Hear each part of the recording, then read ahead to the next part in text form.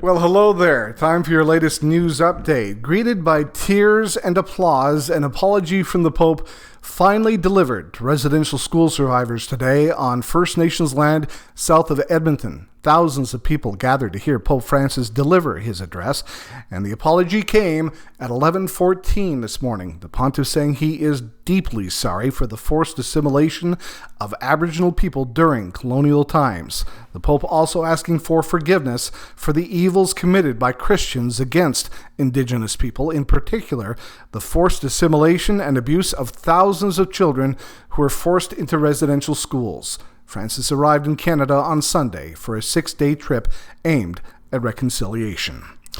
Gun violence, a concern on both sides of the border, including a shooting in broad daylight at Whistler, BC. It happened out in the open in the village. One person died at the scene, another died in hospital after the shooting Sunday afternoon. Police say 2 suspects have been charged, and the shooting was targeted and related to the ongoing gang conflict in the Lower Mainland.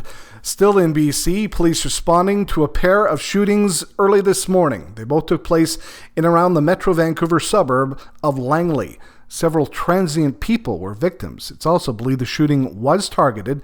A single suspect has been arrested. No word yet on the victim's conditions. In Nanaimo on Vancouver Island, a man was shot to death by police after he drew some type of weapon on the weekend. The man died on the scene. An independent body is looking into the shooting. And across the border, yet another shooting claimed the lives of 2 people and at least 5 others seriously injured in a Los Angeles park. It happened where a car show was being held. At this point, no arrests have been made. Police chief in Calgary is under scrutiny over a secret deal with one of his deputies. According to the CBC, Deputy Chief Paul Cook retired from his job one day, then was rehired the very next day, and that allows him to collect not one, but 2 pensions, plus his salary of $250,000 a year. Police Chief Mark Neufeld says the deal brings his deputy's employment conditions in line with those of his colleagues, and the deal wasn't any more secret than other similar negotiations. Cleanup is underway in southern Ontario. A series of strong thunderstorms knocking out power to thousands of people Sunday night. Trees and power lines were knocked over. But that storm paled in comparison to that other big storm in southeastern Alberta last week. Environment Canada now confirming it was a tornado that touched down near Medicine 1 week ago today. A number of homes and RV and grain bins were damaged by the storm just southwest of Redcliffe. And the twister now has a preliminary rating EF2 with wind speeds reaching an estimated 190 kilometers an hour.